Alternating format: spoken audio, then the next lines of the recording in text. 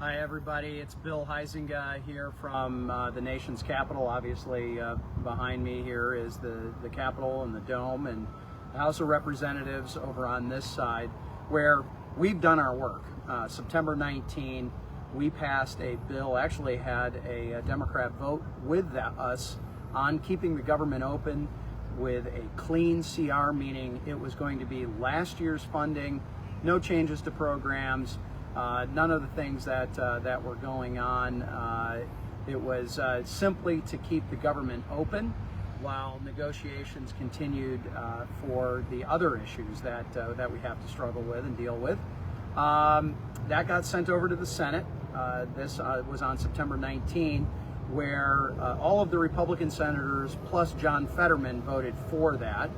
There was then a 10-day gap before a conversation and meeting with President Trump that happened in the White House on the 29th. Then on the 30th, there was another vote. This time, 3 Democrats voted with all the Republicans on that House Clean CR. Senators Cortez Mastro, King, and Fetterman again. But here's the other interesting thing, is Chuck Schumer's proposal also didn't reach the 60-vote threshold. The Senate works differently than the House. We're a simple majority in the House of Representatives. They have to reach 60 votes. I think what we're seeing, though, out of Chuck Schumer, especially in this Schumer shutdown, is really indicates how afraid he is of the far left wing of his base. He is running from it. He took a lot of criticism for keeping the government open in March.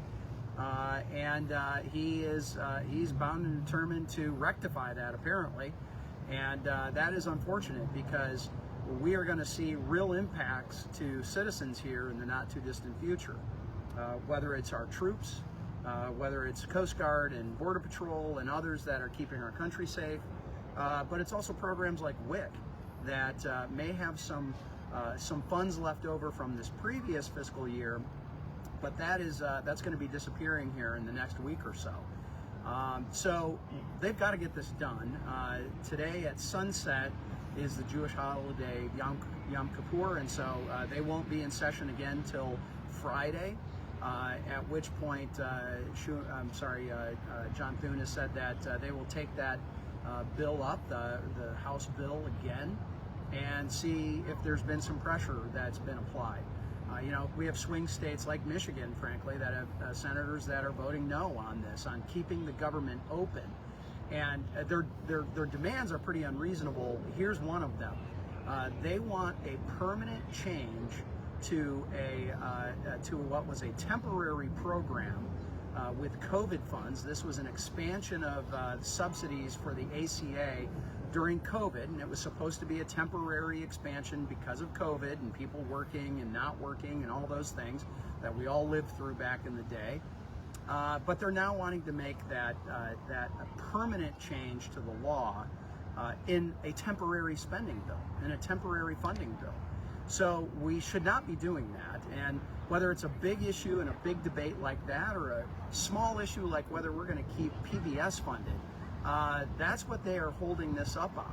And by the way, in the Tax Cuts for Working Families bill, also known as that One Big Beautiful Bill, we had 2.3 million people that were ineligible, legally ineligible to be receiving federal aid, were then kicked off those rolls. They want to restore those folks.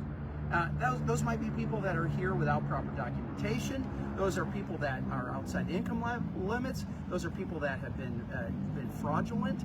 And why in the world they think that status quo is acceptable and preferable than moving forward and having government stay open and negotiate on some other things that we might find some agreement on is just really baffling. So one other thing that I've done is I have decided to voluntarily not take my pay during this period of time. I think this is an important symbolic step with those federal employees and those troops that aren't in the process of being paid. Now, we've got a couple of weeks here before that becomes a real impact, because like myself and my staff, our military military members and others are paid once a month in arrears. So there was a payment that went out today to our troops for their work in September. But they do need a couple of weeks to process all that funding and the spending, to process the checks and to process the payroll. So that means by the middle of October, we've got to have this signed into law and extended. Otherwise, those paychecks won't get to those that are serving our country in time. Additionally, I have put a piece of legislation in place that would pay all of our DHS employees, those that are on the front lines, like the Coast Guard, like ICE and Customs and Border Patrol and others that are there literally trying to keep our border and our country safe. TSA workers, for example, they're going to keep the lines open at those airports. So I'm hopeful that if we're not going to find resolution, and we do go to a situation where we have to pass legislation that's going to pay our troops, that we would include that as well, because those folks are vital to defending our country. And I hope we're not going to get there. I'm afraid that we might. This is back during the first Trump administration. There was a shutdown that lasted over a month. I hope and pray that that isn't the case again.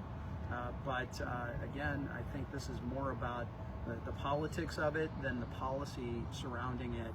And we know that the progressive wing wants to see more fight and less cooperation, but I don't think that's where the American people are. This is somebody who won not just the Electoral College vote, but the popular vote. We have a majority in the House and in the Senate. So we need to get down to business and take care of this and get done with it on behalf of the American people. It's not just about those federal employees. It's about who they serve and who we serve. By the way, my office is open during this time. I also made that decision. My employees are essential, not to me, but to you. They're serving you. And we are taking your emails, taking your calls. We are responsive. We're trying to make sure that we're able to do casework where we can do casework. That's another issue. If there's a Social Security issue or a VA issue, we want to hear from you, but it may be limited in this shutdown period what exactly we can do for you. And again, that is all because of a decision that's being made to put politics above the policy of keeping the government open. So that's a little bit of the update for today. I'm going to be sticking around here. Again, the House has done its job, but I wanted to be here, be a part of the conversations that are happening.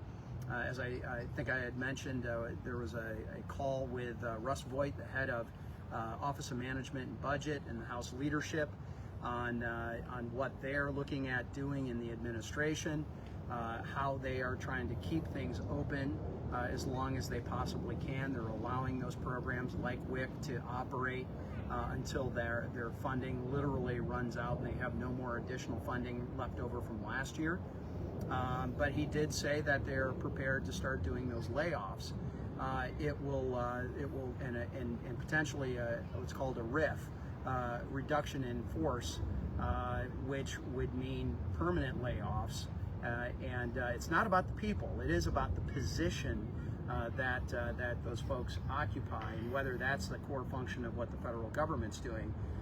He said that they would be starting with the priorities of the administration, keeping that open, and those that fall outside of the priority list, those are going to be some of the first places where they're going to have action, and that I hope is resonating with Chuck Schumer and my other colleagues over on the other side of the building as they're facing down this Schumer shutdown. So please keep it up with your comments, and if you have any issues with the federal government, we're going to try to help you as best we possibly can. We got to get this government open soon, but we'll make sure that we're staying in touch and being responsive. So we'll talk to you again soon.